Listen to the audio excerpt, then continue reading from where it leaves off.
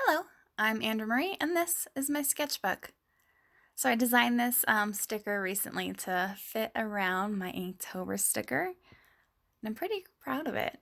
I actually used my last few dollars to buy label paper so that I could print it out and stick it on my sketchbook.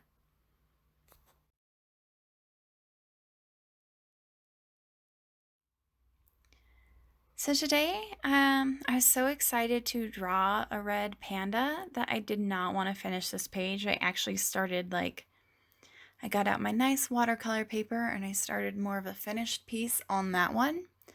And I just didn't want to finish this one. Because, this one's just a little doodle that I kind of painted just to do it, I suppose. But the other one I'm working on is a very detailed drawing, and I'm working on it very slowly. It's a lot larger than this one. I think it's maybe closer to 11 to 14 inches, and this one is more like 5 by 7. Anyway, today we're using Dr. P.H. Martin's watercolors. Um, it's the Hydrus watercolors, the liquid watercolors. We're using Cad Red, and that's the color for today. So as I said, I really did not want to finish the sketchbook, and it was the sketchbook page, and it was actually really stressing me out because I'm really determined to finish a large part of my color series in this sketchbook. And I just really did not want to finish this page. I wanted to work on the finished piece more than this one. And this one, in comparison to my finished piece, really is like the sketchbook page to my finished piece. They're very different. The finished piece is, well, it's not finished yet, but it will be.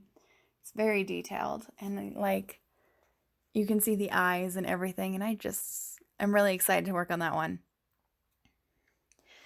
So I made up my mind, I told myself just to have fun with this piece and just finish it and not worry about how it turned out because I have the other piece I'm working on. And so I did have fun with this. And in the end, it was really fun to paint. I didn't plan out the background at all. Surprise, surprise. I didn't even use a reference or anything just because I wanted to get it done so I could work on the other one.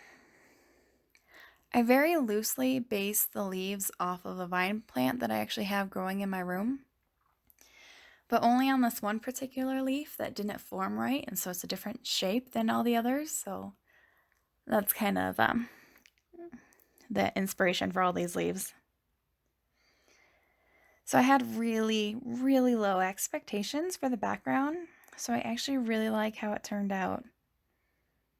I really need to practice landscape and backgrounds. I get so excited to paint the animals that I just I just jump right into it and I don't plan out a background or any setting for them to live in.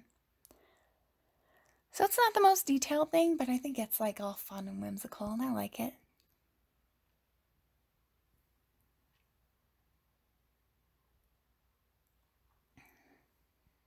And then here I'm using my Princeton number 8 round paintbrush, which is my favorite paintbrush. For the most part, when I do watercolors, I only use pretty much a round paintbrush, just one size for the most part.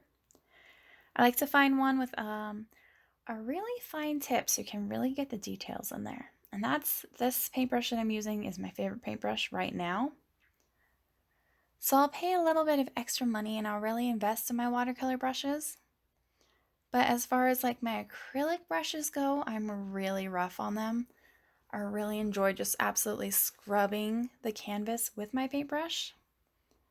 And it just ruins all my paintbrushes. So do not spend any money on those. Don't invest on them. I get the cheapest of the cheap because I'm just going to destroy them. I also can't bear to throw out any of my acrylic paintbrushes because they, even if they're all scraggly and just awful, they can make really fun textures.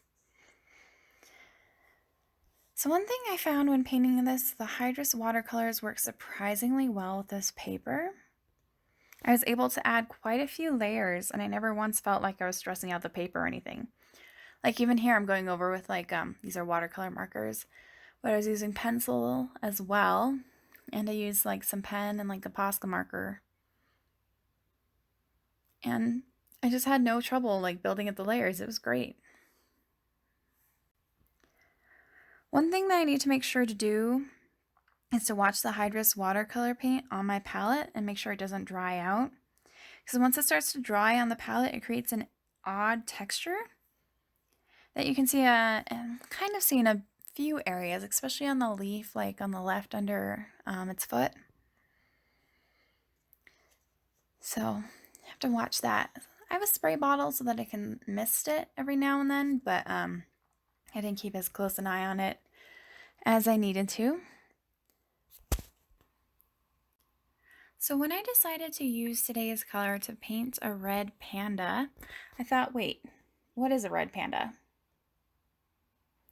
So I looked it up, and red pandas aren't related to giant pandas, bears at all. Panda actually means, like, I think a bamboo eater, and that's the only thing that giant pandas and red pandas really have in common. So they're not bears, and they have a similar colors to foxes, but they're not related to foxes either.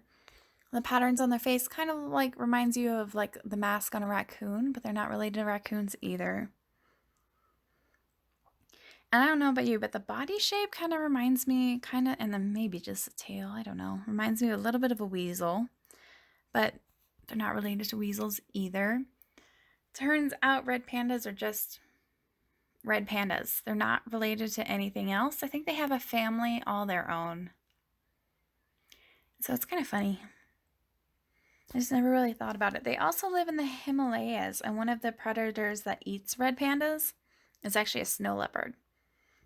And I never really thought about like snow leopards and pandas being the same climate before. Like snow leopards, you obviously think about snow, but like with red pandas, you don't necessarily think about snow. But they have a lot of fur on their feet, and they keep nice and warm. They have no problem in the snow. So thank you for watching. Please comment down below and let me know what your favorite animal is or what you'd like to see me paint next. Please like this video if you like, and subscribe if you'd like to see more of my color series. You can also follow me down on Instagram. I'll have the link down in the description below, and you can see my whole color series that I have so far. Anyway, thank you for watching, and I hope you have a great day.